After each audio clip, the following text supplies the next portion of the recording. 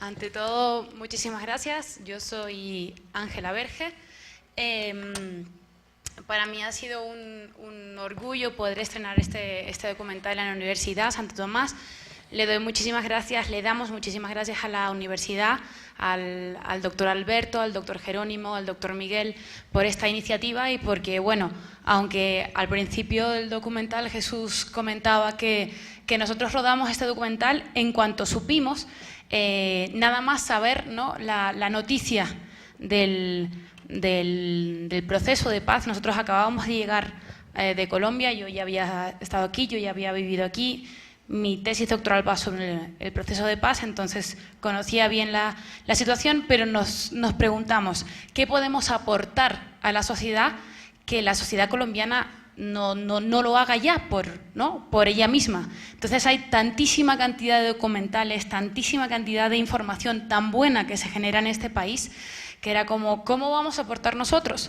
Entonces se trató de dar una visión diferente, una visión de extranjeros como tú, Jesús, que llevas como 15 años ya aquí, que pues eres un colombiano más, que conoces más y que además tienes el bagaje de un país que se llama España, igual que Kevin tiene el bagaje de un país que se llama Inglaterra, Irlanda, igual que Elías tiene ese bagaje de ser chipriota y de haber vivido en Sudáfrica durante el proceso del apartheid. Entonces, esa fue nuestra idea. Me gustaría que hablásemos un ratito, pero de verdad que estamos muy, muy felices, Juan Pablo y yo, de que hayamos visto la luz a nuestro hijo y que haya sido aquí, desde luego. Muy bien, como les decía yo, que es un tema que lo que hace, y les comentaba al principio, a modo de introducción, cómo ha logrado que ir construyendo un discurso complejo, un discurso además altamente respetuoso con la sensibilidad del pueblo colombiano que está inmerso en ese conflicto y que lleva 50 años inmerso en ese conflicto, 50 años o más posiblemente, pero bueno. Lo que me hacía hacer una pregunta era cuando una persona edita, son horas de postproducción, para adelante, para atrás, aquí corto el día en este punto, dejo a esta persona que intervenga hasta aquí. Bueno, total, que me he construido todo.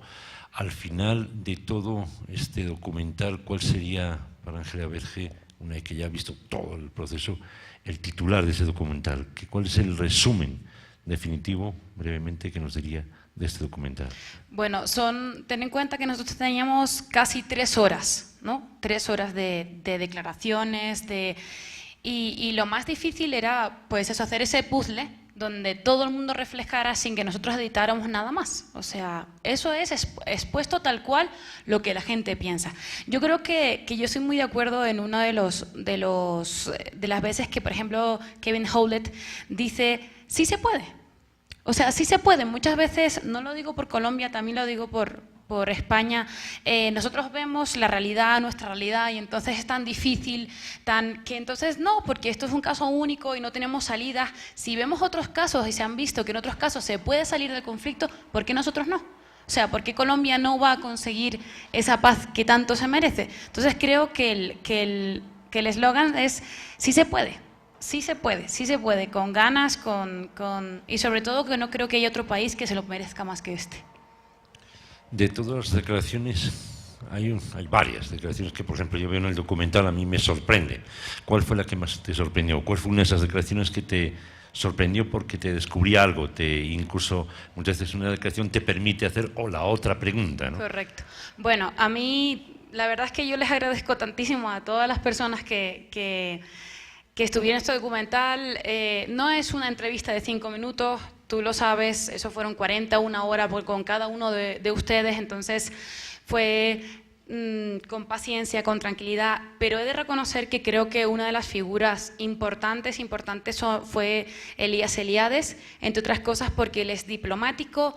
Chipre, él vivió un conflicto en Chipre, él fue tildado de terrorista en Chipre cuando Chipre era invadido por Inglaterra, y luego él se va a Sudáfrica a ver todas las comisiones de verdad, a todo el proceso de reconciliación, a todo ese proceso post-apartheid.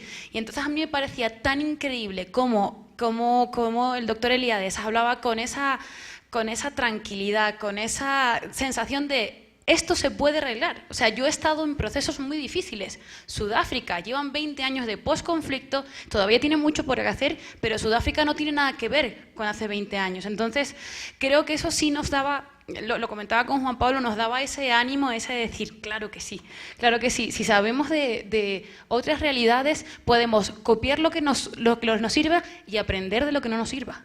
Eso también es muy bueno. Saber qué se ha fallado en otros países es buenísimo para que nosotros no volvamos a meter la pata. En efecto, el saber entrar en este conflicto, entender el conflicto, empieza porque lo comprendan los mismos, empezando por los mismos colombianos, ¿no? Que creo que es un ejercicio muy interesante, porque un poco lo que han hecho, con una limpieza, vuelvo a decir, absoluta en la presentación del conflicto, es que meterle al colombiano al proceso de pensar el conflicto, no caer en esa especie de maniqueísmo del bueno y el malo, ¿no? Yo me acuerdo que recién llegado a este país, entonces era el comandante de las Fuerzas Armadas era el general Bedoya, y el segundo a bordo era Bonet, y le hice una pregunta a Bedoya, que le dije, ¿usted qué prefiere, la paz o la victoria? Y dijo, obviamente, la victoria, ¿no? Respondió el hombre como un buen estratega militar. Bonet le miró que quería patearle. O sea, era sorprendente, ¿no? Y al final, pues obviamente, yo creo que hay dos grupos, uno que quiere la victoria, que no permite que el proceso de paz tenga como dices tú muy bien, una resolución, ¿no? El tema de Mandela en Sudáfrica, yo creo que Mandela siempre buscó precisamente eso, que hubiera paz, no una victoria, ¿no? Y eso es lo que permitió que esa nación saliera adelante, aunque pueda tener muchos conflictos, y otras naciones latinoamericanas también prefirieron eso, la paz a una victoria, ¿no? Muchas veces las victorias lo único que hacen es enterrar otras guerras, ¿no?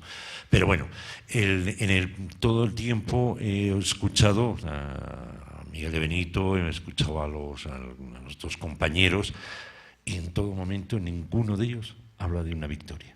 No, correcto. Sobre todo por lo que tú dices, la paz es para todos, las victorias para algunos. Entonces, aquí la única que necesita la paz es la sociedad colombiana en su conjunto.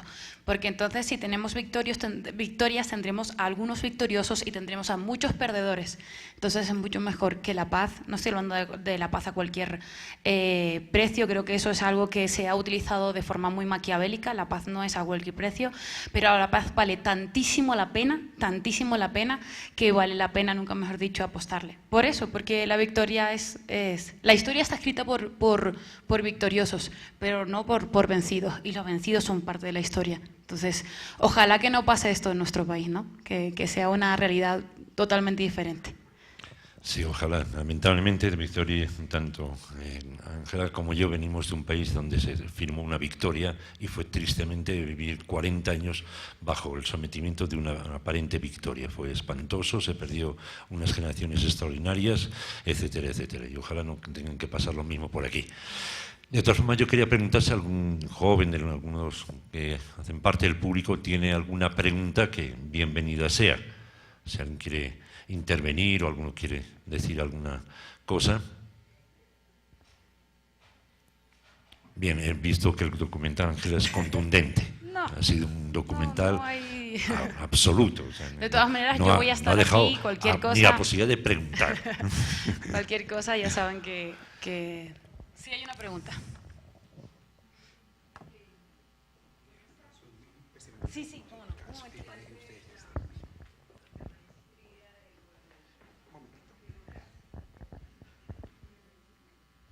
El documental me pareció estupendo.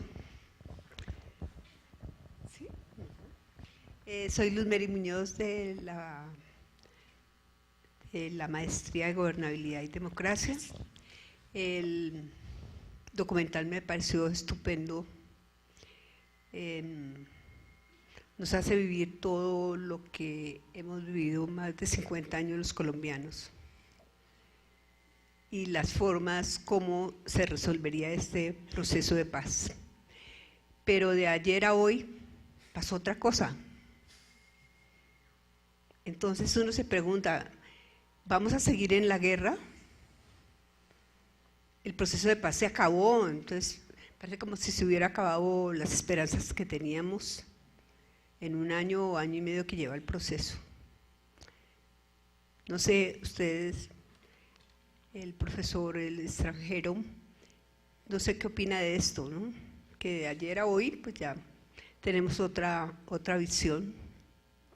Vamos a volver a la guerra, o sea, los mismos ciudadanos estamos nerviosos. Gracias.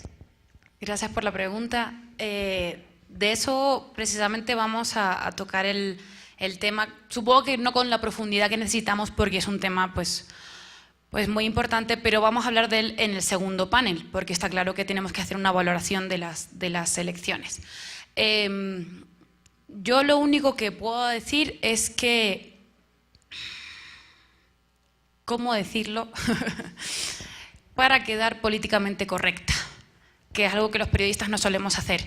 Creo en tal caso que si la sociedad colombiana quiere esa paz, la va a perseguir. Y ningún partido político, ente político, lo que sea político, se va a poder hacer obstáculo, ¿no? Va a poder obstaculizarlo. ¿Que no va a ser fácil? No va a ser fácil, lo sabíamos desde el minuto 1 que supimos en octubre que esto se iba a poner en funcionamiento y lo hemos visto durante este año o año y medio. No quiero ser pesimista, no lo soy, tampoco soy una optimista nata después de haber trabajado en este documental, haberlos escuchado a ustedes. Porque yo sí soy totalmente respetuosa. Yo tengo mi posición con respecto al proceso de paz, cómo se debe hacer. Yo he estudiado negociación, sé cómo funciona en teoría una negociación, pero a mí lo que me interesa es lo que me digan los colombianos y la sociedad colombiana. Y creo en este momento que la gente, en un momento también Jesús lo dice en el documental, la gente está tan harta de esta situación que va a luchar para que acabe. O sea, creo sinceramente que la necesidad de paz es mayor que cualquier otro tipo de necesidad. Al menos yo quiero pensar eso. No sé que tú si lo ves por ahí, Jesús. Lo que pasa es que en los procesos de campañas electorales hay que tener muchísimo cuidado. Todos los periodistas que hemos tenido que vivir, o sea, siempre hemos acabado diciendo, pues que hay más periodistas conviviendo conmigo, hay un 70% de fanfarronería y un 30% de realidad, ¿no? Al final a ver quién es el gallito de pelea más grande y acaban diciendo unas sandeces realmente que no tienen nada que ver con la realidad. A Colombia, llámese España, llámese Italia, da igual, ¿no? O sea, eso no está libre en ningún país, ¿no? Sobre todo lo que te digo en esos procesos de lo que es la palestra y el electoral, ¿no? Y el combate electoral. Las realidades son otras, ¿no? La realidad del proceso de paz en Colombia, que a pesar de que han querido o quieran jugar con eso como una baza política, cosa que le voy a decir una cosa que a mí me parece vergonzosa, ¿no? Tiene que ser un problema de Estado, ¿no? O sea, por ejemplo, el proceso en España con respecto a ETA, nadie puede jugar con eso ni nadie puede negociar, porque es un proceso de Estado, es una obligación. Llegue el partido que llegue, hay unos lineamientos marcados y hay que continuar. Lo que no se puede coger es la paz, el futuro de una nación, convertirlo en banderas políticas, en banderas electorales. Eso a mí personalmente me parece una vergüenza, sea quien sea el que juegue con ello. Porque está hablando de vidas y de muertes, como estaban diciendo los compañeros, de masacres, de generaciones enteras que han perdido la vida, de soldados, de muchachos jóvenes utilizados en las guerrillas, en los grupos armados ilegales, etcétera, ¿no? Y hablar de eso como quien habla de si voy a abrir más o menos escuelas, me parece un acto de irresponsabilidad bastante grande. En todo caso, yo quiero hacer un señalamiento de lo que hace Ángela en el documental. Yo como documentalista digo, pero ¿por qué uno no ha introducido planos en el que se vean tomas de la guerra, marchas militares, las tomas del Caguán? Claro, al final todo documentalista tiene algo de maestro de escuela o de pedagogo, ¿no? Y es que lo que se resume al final de todo el documental es que la persona que está ahí sentada está escuchando. Y la paz empieza por ahí, por saber escuchar. Y yo creo que eso es la grandeza de este documental. Y esas personas que incluso hablan, cierro La Habana, no cierro La Habana, le va a tocar escuchar a la comunidad internacional, le va a tocar saber escuchar al pueblo, le va a tocar saber escuchar a América Latina. Eso no va a ser tan fácil. Vuelvo y repito, que esas fanfarronerías electoraleras que se les cuele tan fácilmente. No creo que sea tan fácil ese discurso, ¿no? Porque de hecho, incluso por mucho que Uribe decía, y eso se lo digo como periodista, que él acababa y tal, bajo cuerda estaba negociando. O sea, eso Uribe, luego cuando ya lo encontraron y lo supieron, él fue el primero que se escondió y nunca hacía declaraciones. Él bajo cuerda estaba negociando. ¿Lo ven? O sea, es muy bonito tirarse el pantallazo en el medio y es muy diferente lo que está pasando por las cloacas, ¿no?, de la política, que es cosas muy diferentes, ¿no?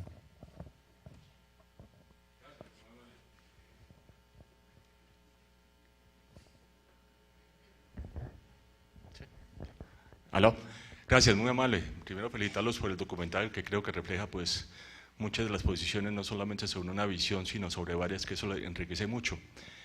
Yo soy partidario, como todos los colombianos y como todas las personas sensatas, de la paz. Participé en un proceso de paz con la M-19, yo era parte de un partido político que sigo siendo, creo que el único espécimen vivo de ese partido, hoy ya acabado, pero sigo manteniéndome firme a esas banderas que dieron cierto valor en su momento.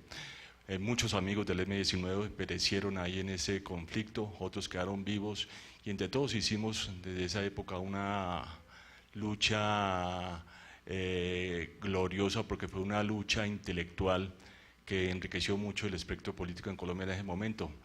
Las armas fueron algo necesario en ese momento para quienes las llevaron a cabo, pero más que todo el M-19 como un proceso, y lo digo como un proceso que se alcanzó la paz con ellos, fue un movimiento en su inicio romántico. A los que estábamos ahí nos encantaba cómo era que se hacía la guerra, le quitaban la leche y se la daban a los pobres. Era romántica esa pelea, y los que pertenecíamos a este partido donde nació el M-19, por causa de este partido nació el M-19, pues nos sentimos felices con todo eso y participamos activamente, y sobre todo en el proceso de paz cuando llegó su momento culminante.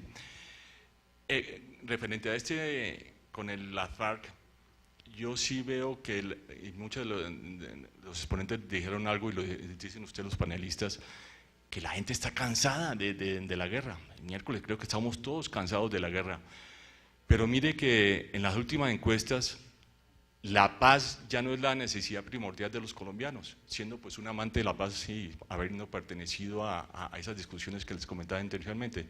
Está en sexto lugar, me dice la doctora, en la 60 en la preferencia de los colombianos. Entonces, ¿qué pasa? Ya nos hastiamos de la guerra.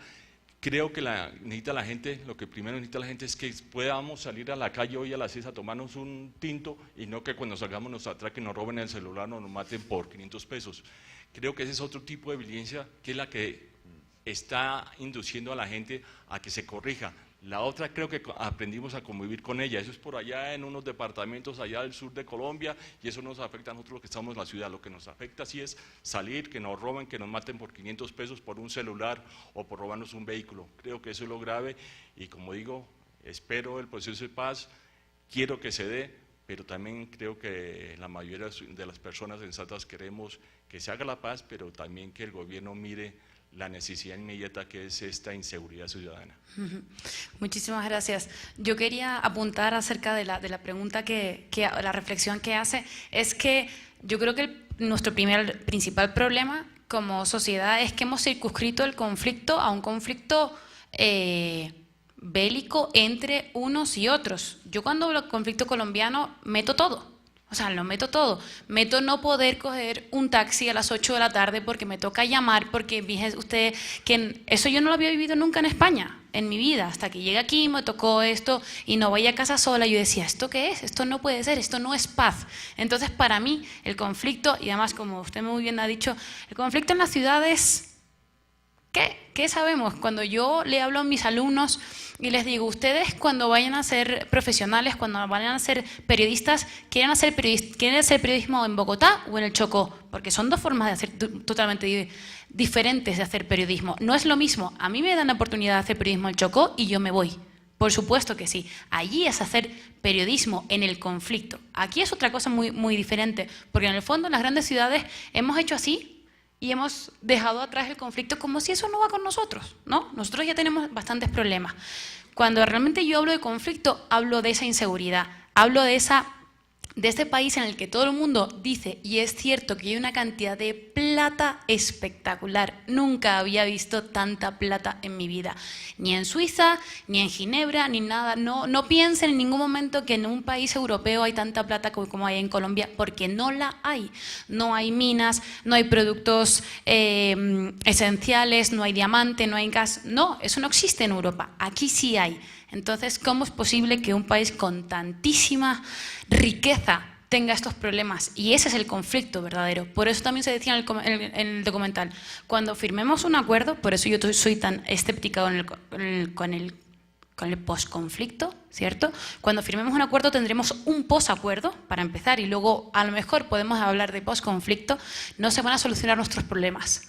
No se van a solucionar nuestros problemas porque vamos a tener muchos de los problemas que hemos vivido, porque se solucionará una parte del conflicto, la parte que vive en el campo, de la que, por cierto, nosotros como bogotanos, porque yo ya soy bogotana, pues muchas veces no nos interesa. Por eso mismo yo le digo a mis alumnos, ustedes no hacen lo mismo, no cubren las mismas historias en Bogotá que lo hacen en el Chocó, y deberían saber lo que pasa en el resto del país. Así que estoy totalmente de acuerdo con usted. Porque el conflicto no es entre las FARC y los militares, entre una sociedad y una sociedad. Sobre todo creo, aunque esté tan debajo, no tan por abajo de ese concepto de paz, habría que ver si en ese concepto de paz ponemos tranquilidad, ponemos desarrollo, porque eso realmente es una paz. Un país donde hay una clase media fuerte, que tenga un desarrollo, que tenga un Producto Interior Bruto importante, no para pocos, sino para muchos. Una clase media que es la que en el fondo hace que un país vaya adelante y sea victorioso. Mira, aquí sí me gustó la palabra, victorioso. El conflicto colombiano, el problema, sobre todo el conflicto armado colombiano, es que no le conocen los colombianos. O sea, eso es evidente. Hay un tema que ha salido, incluso una broma, permítanmela, que ahora hacemos alusión a lo que estás comentando, ¿no? Dicen que gracias a Uribe ya podemos ir a la finquita, ¿no? Y que gracias a Santos pues podemos viajar a Europa. Y dice, ahora hay que sacar la plática para comprar la finquita y el pasaje, ¿no?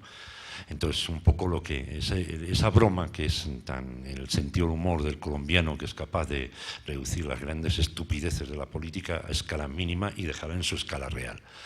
En una ocasión me llamaron de las Fuerzas Armadas que estaban haciendo una incursión en el Catatumbo y estaban entrando en las selvas del Catatumbo, sobre todo en las cocinas de la selva. Estábamos muy cerca de las bases de la Gabarra, ¿no? Entonces, trabajaba siempre conmigo un camarógrafo colombiano. Nos fuimos para allá los dos y entonces llegamos, allí estaban entrando, saliendo los helicópteros, los Blajau, todo esto, y eran día y noche. A las 3 de la mañana entramos en la selva, salíamos, etc. Cuando nos retirábamos, el camarógrafo, un hombre ya de casi 50 años y que había trabajado en grandes documentales, un tipo, unas calidades profesionales extraordinarias, me dijo, Jesús, mira, es la primera vez que me entero que en Colombia hay guerra. Él no creyó que eso, como la película Apocalipsis Now, una cosa así, es lo que estaba viendo. Y no se lo creía. O sea, en otra vez estábamos por el Bichada, por ahí, y nos dijeron, no, es que va a haber una incursión guerrillera. Ah, bueno, que va a haber una incursión guerrillera. Empezaron unos bombardeos tremendos, entramos, había muertos por todas partes. Era lo que se llamaba fuego amigo. Se equivocaron en dar unas posiciones y unos soldados mataron a otros soldados, ya que fue una auténtica escabechina, ¿no? No lo quisimos contar un poco por respeto a las mismas familias, ¿no? de los soldados fallecidos, ¿no? ¿Entiende? Pero bueno, o sea, eran situaciones en que uno llegaba aquí a Bogotá es la gran burbuja, y eso usted lo sabe muy bien, era la gran burbuja, ¿no? Había que blindar Bogotá. Por eso a Bogotá, lo que dice usted muy bien, no le interesa el tema de la paz porque no ve cercana la guerra. Eso es lo que está diciendo muy bien Ángela, que no les toca, o sea, no saben a lo que les huele. Ellos no han vivido en las zonas durísimas del conflicto, no han vivido las zonas durísimas de las masacres paramilitares, de las incursiones que son brutales. En una ocasión nos invitaron para hacer un documental que estábamos coproduciendo y el que estaba poniendo en la registraduría La Plata, y iban a hacer el registro de paramilitares y de guerrilleros. Y entonces se juntaron en un mismo salón, en una mesa, por un lado y lo estaba dirigiendo, por cierto, un ex M19, un tipo, un intelectual muy interesante, tío. Entonces el tipo era el que estaba haciendo las negociaciones para que se carnetizaran. Entonces estaban y de pronto se encuentran y dice uno al otro, dice, oye, ¿tú dónde estabas? El paramilitar le preguntó al otro, y dice, tú eras del negro Acacio, bueno, vaya paliza que nos dio en ese día, nos mataron como 400 muchachos. Una conversación brutal entre ellos, las barbaridades que contaban eran extraordinarias. Creo que un poco ha pasado eso, ¿no? Que se ha logrado tapar hasta que se ha llegado un momento en que en algunas ocasiones, y posiblemente ahí está un poco la respuesta de lo que ella decía con cierto susto, ¿no? Que la paz, ¿no? Porque ha ocurrido eso, han logrado como que la guerra es algo que es ajeno. Creo que la guerra está en Ecuador, en Venezuela, incluso están intentando eso. No, la culpa es de Venezuela o es de Ecuador, no está aquí dentro, no está muy lejos, siguen ahí, no ha desaparecido, ¿no? Con los generales yo tenía unas peleas graciosísimas, porque es que ellos nos decían, es que encontramos a unos bandidos, y claro, cuando uno llegaba aquí, recién llegó a Colombia, y te hablaban de bandidos, mis compatriotas saben que un bandido es un tipo que tiene unas patillas hasta aquí, que va en un arcabuz, se pone en medio camino y ataca una diligencia. Eso es un bandido.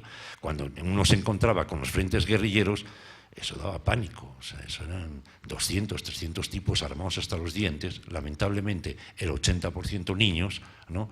Y armados hasta los dientes, y dices tú, ¿pero de qué están hablando estos señores? ¿De qué bandidos hablan estos tipos? Un ejército tremendo. Y noté yo los que fuimos testigos, si alguno de aquí fue testigo o viajó a Alcahuán, ahí se enteraron de contra qué estaban combatiendo, claro, realmente, como cuando tuvieron que enfrentarse a los procesos de negociación con el M-19. Empezaron a creer que eso eran 4 carabinas las que estaban ahí pegando tiros, y no, señor, había un ejército organizado, perfectamente organizado, y había que negociar con ellos, ¿no? Entonces la guerra en Colombia es real, es de verdad, no es un juego, se matan de verdad. Y cuando alguien le diga a ustedes, no, es que yo creo que la guerra tal, yo siempre les digo la misma respuesta, vale, de acuerdo, toma un revólver y mátale. ¿Vas a matarlo tú? No, es que lo mate el otro. O sea, la guerra es válida en tanto en cuanto el que mata es el otro, no yo. No, entonces, hermano, o aquí estamos todos, como dicen ustedes, o todos en la cama o todos en el suelo, ¿no? Entonces la guerra hay que empezar a tomársela como es y lo que es. Y ahí en eso sí que retomo muy bien las palabras de Ángela Verge. Miren, ha habido conflictos complicadísimos en el mundo, tremendamente, y los conflictos africanos posiblemente han sido los conflictos más complicados, de hecho están todavía ahí latentes, no se han logrado enterrar, pero ahí se siguen los procesos de paz, ahí continúan los procesos de paz. Los procesos de paz a veces son larguísimos en el tiempo, ha habido procesos de paz que se han demorado décadas, pero no se dejaron nunca. El proceso de Vietnam se negoció en el conflicto. La guerra de Vietnam se estaba negociando en pleno conflicto, estaban reunidos en Ginebra, que era una representante, además era una mujer, la representante de Vietnam, y el señor Kissinger, y estaban sentados en Ginebra negociando la paz, y seguían los tiros allá, hasta que pararon, claro, hasta que se detuvo el conflicto, ¿no? Y Corea pasó lo mismo. Entonces son conflictos realmente complejos, y el de Colombia, de veras, no es más complejo que eso, ¿eh? Así que yo sí creo que va a llegar la paz, y yo sí creo que el sentimiento de paz que tiene y las ganas de paz que tiene el pueblo colombiano es lo que va a triunfar al final. Bueno, como ven, Jesús y yo podríamos estar aquí hablando solos durante 3 horas más, entonces para no cansarlos, muchísimas gracias. De verdad que ha sido un lujo que ustedes sean los primeros en ver el documental. Aquí debería estar sentado Juan Pablo Alemán, pero bueno, a él le hace mucho más fácil, más ilusión una cámara que estar sentado aquí, pero él es la mitad del documental, justo el 50%. Entonces, muchísimas gracias otra vez a la universidad, a ustedes, estoy a su entera disposición, y que sí lo vamos a hacer, nos toca y nos lo merecemos. Muchas gracias.